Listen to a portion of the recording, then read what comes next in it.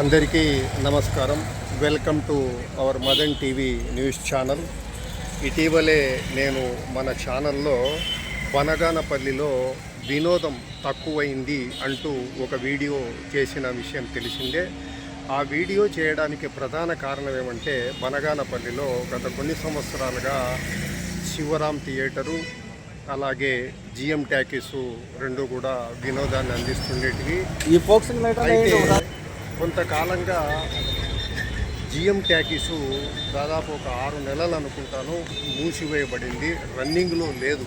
ఈ నేపథ్యంలోనే ఉన్నది ఒకటే టాకీసు శివరాం కాబట్టి పెద్ద పట్టణము, దాదాపు 50,000కు పైగా జనసంఖ్య ఉన్న పట్టణము, రెవెన్యూ సబ్ డివిజన్ కేంద్రం కావడంతో ఇక్కడ వినోదాన్ని, ఎందుకంటే కొంతమంది ఇవాళ ఓటీటీలో చాలామంది సినిమాలు చూస్తున్నారు, కానీ కొన్ని సినిమాలు ఉంటాయి అవి కేవలం బిగ్ స్క్రీన్ మీద చూస్తేనే వాటి యొక్క దీన్ని మనం ఆస్వాదించగలుగుతాము.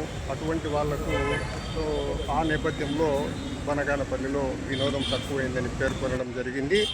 అయితే ఇవాళ అంటే జూలై 25వ తేదీ నుండి జిఎం టాకీస్ మళ్ళీ రన్నింగ్లోకి ప్రారంభమైంది.